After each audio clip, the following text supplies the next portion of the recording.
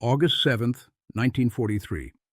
Major General Terry de la Mesa Allen stood in the Sicilian heat outside Omar Bradley's command tent, his uniform dusty from the front lines, his famous Lucky Charm, a battered cavalry saber, hanging at his side.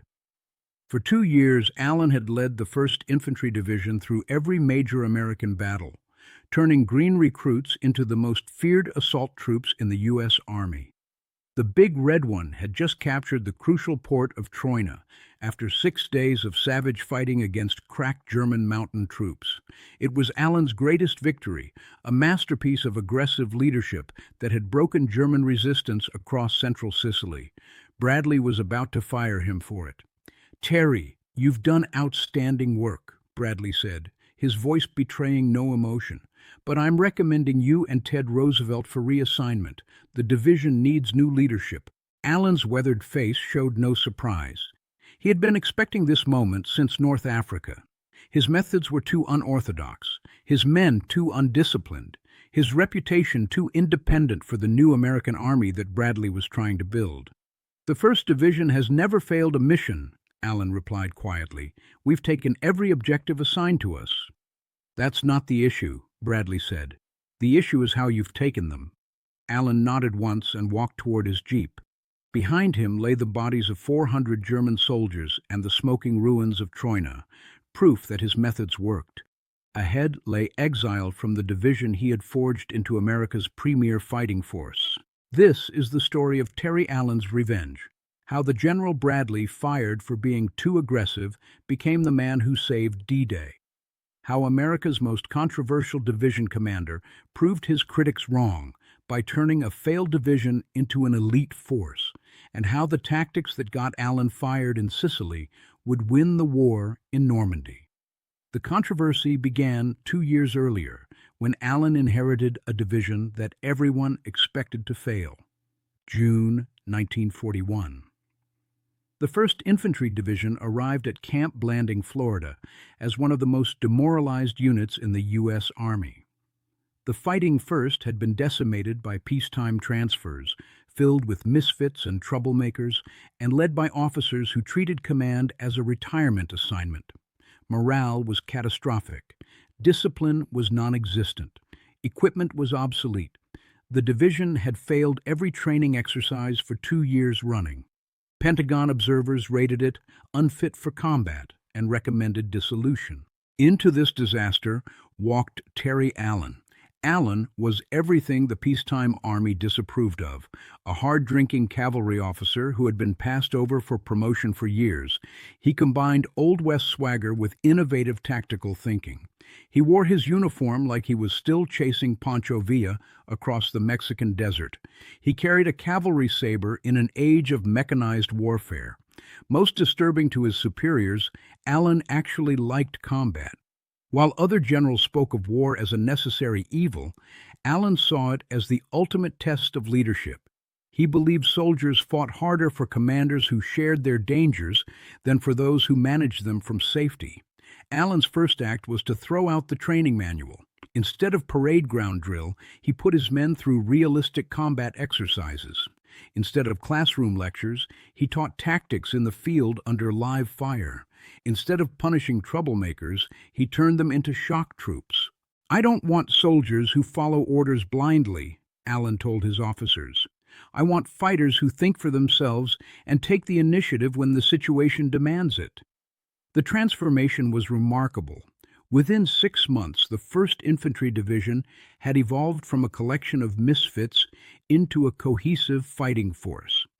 Allen's unconventional methods were producing conventional results: higher morale, better training scores, improved discipline.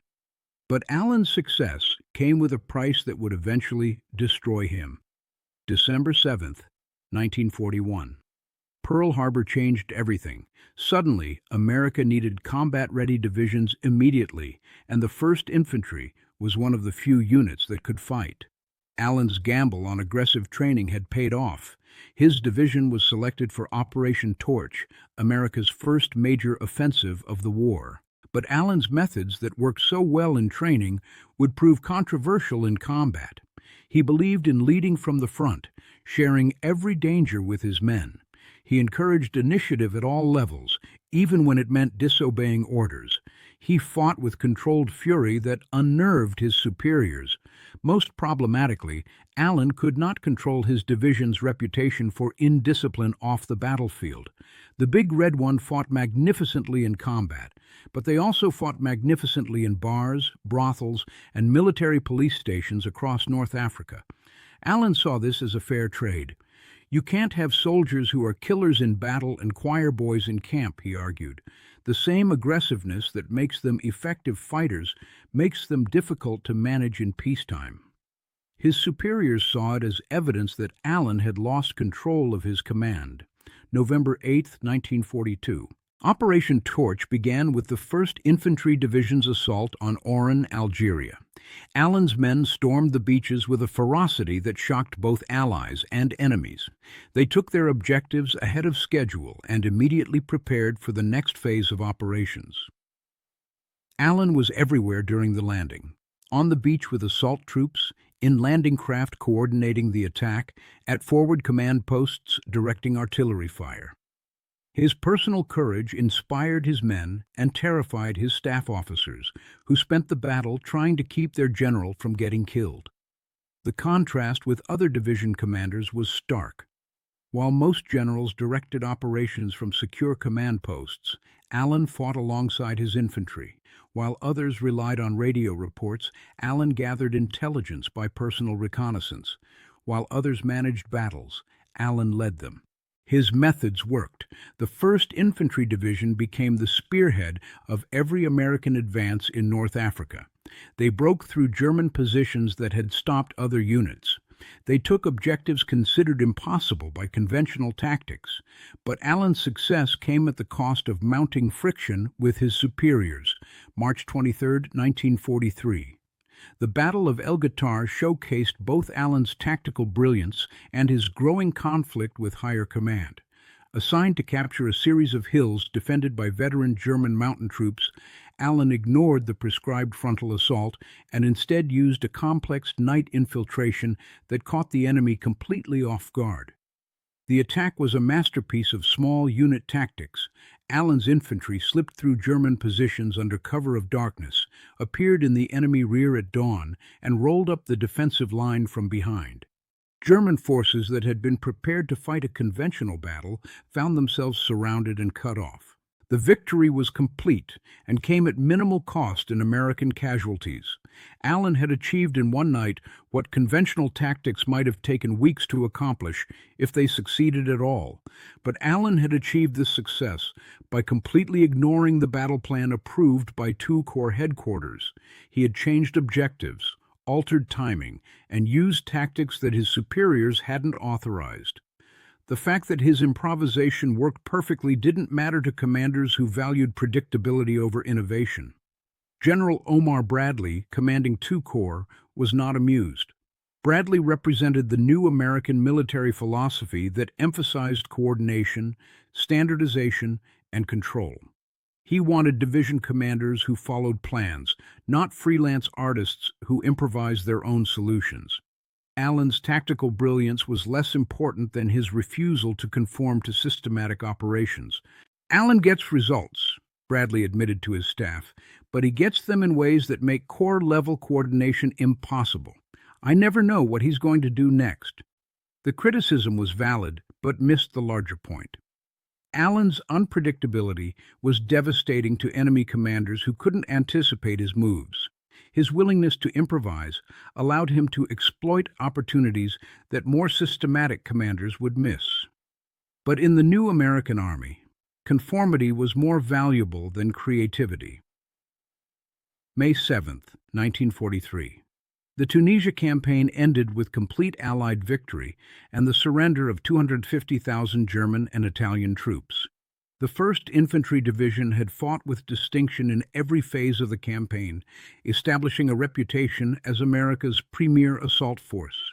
Allen's tactical innovations had become standard procedure throughout the American Army. His emphasis on night operations, infiltration tactics, and aggressive leadership had transformed American infantry doctrine. Divisions across the theater were adopting methods that Allen had pioneered. But Allen's personal stock with higher command continued to decline. His division's disciplinary problems had become legendary. Stories of Big Red One soldiers brawling with military police, commandeering civilian vehicles, and turning North African cities into battlegrounds reached the highest levels of command. Allen's defense, that aggressive soldiers were naturally aggressive in all situations, fell on deaf ears. His superiors wanted an army that could switch seamlessly between combat effectiveness and peacetime discipline.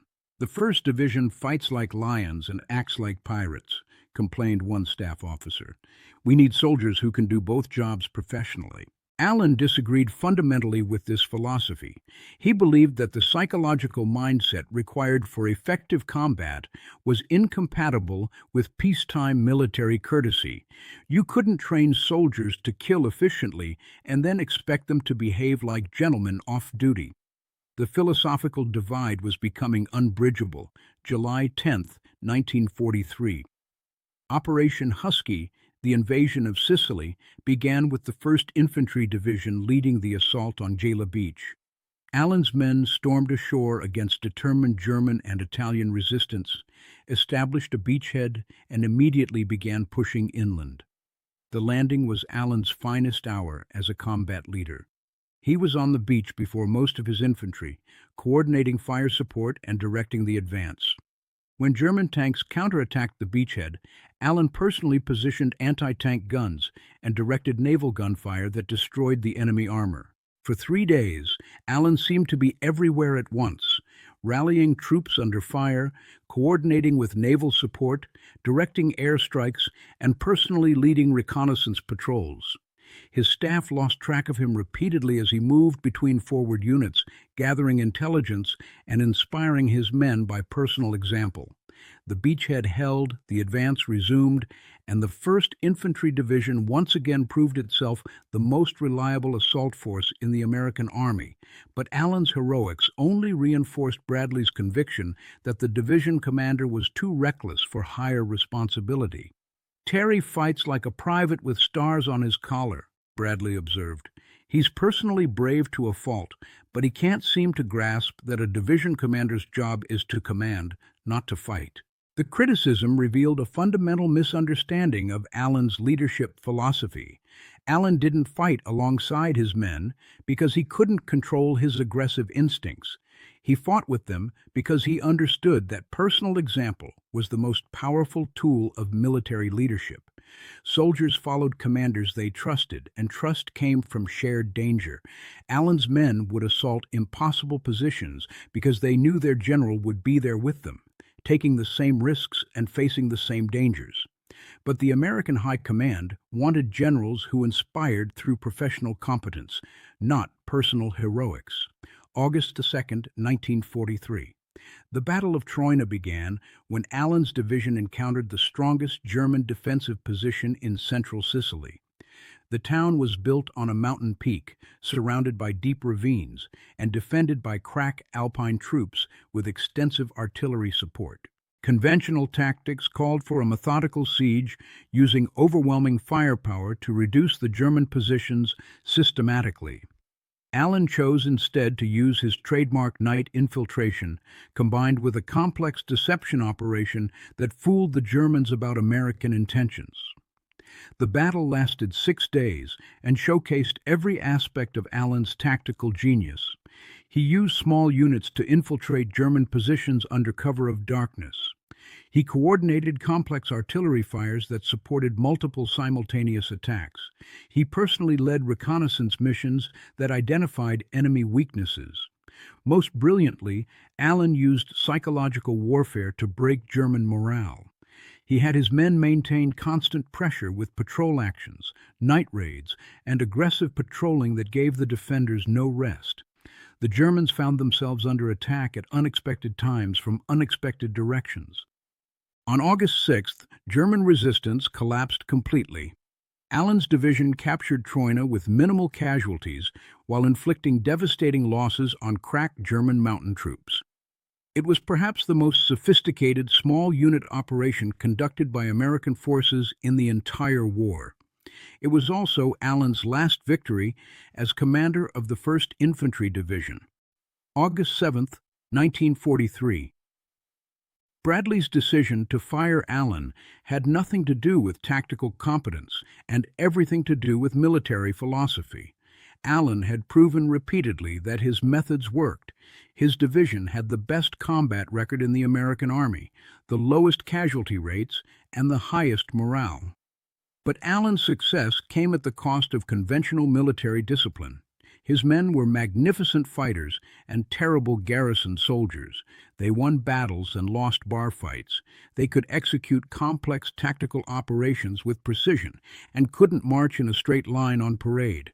Bradley wanted an army that could do both jobs equally well. Allen's division could only do one job superbly. "The 1st Division has become too much of a law unto itself," Bradley explained to Eisenhower. "They fight magnificently, but they're completely undisciplined otherwise. We need division commanders who can maintain both combat effectiveness and military courtesy." Eisenhower agreed reluctantly. Allen's tactical brilliance was undeniable, but his methods were incompatible with the systematic army that America was trying to build. Allen was reassigned to the United States for rest and recuperation. His deputy, Theodore Roosevelt, Jr., was also relieved. The 1st Infantry Division would get new leadership that emphasized discipline over innovation. Allen's exile would last exactly 10 months. Then America would desperately need his particular talents again. June 6, 1944. D-Day began with disaster for the 90th Infantry Division. The tough hombres landed on Utah Beach completely unprepared for combat. Their commanders were inexperienced, their training was inadequate, and their morale was terrible. Within days, the 90th Division had collapsed completely. Units refused to attack. Officers abandoned their men. The division that was supposed to spearhead the American advance inland from Utah Beach couldn't advance beyond the beachhead. Bradley faced a crisis that threatened the entire Normandy operation. He needed someone who could take a failed division and turn it into an effective fighting force immediately. There was no time for gradual improvement or systematic reorganization. Bradley needed Terry Allen. June 15, 1944. Allen arrived in Normandy to find the 90th Division in complete disorder. Morale was shattered, discipline was non-existent, and combat effectiveness was zero. The division had lost more men to desertion than to enemy action. Allen's first action was to fire every field-grade officer in the division. His second was to throw out the training program and start over with basic combat instruction.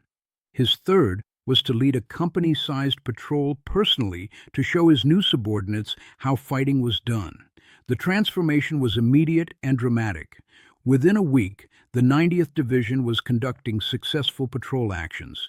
Within 2 weeks, they were taking and holding objectives. Within a month, they had become one of the most aggressive divisions in the American Army. Allen had worked the same magic that had created the Big Red One 4 years earlier. He took a collection of demoralized misfits and turned them into elite fighters using the same methods that had gotten him fired in Sicily. The difference was that now the American Army desperately needed his results more than his conformity. July 25, 1944. Operation Cobra began with the 90th Division spearheading the American breakout from Normandy. Allen's men smashed through German defensive positions that had held up the Allied advance for 7 weeks. The division that had been considered worthless 6 weeks earlier was now leading the most important American offensive of the European War.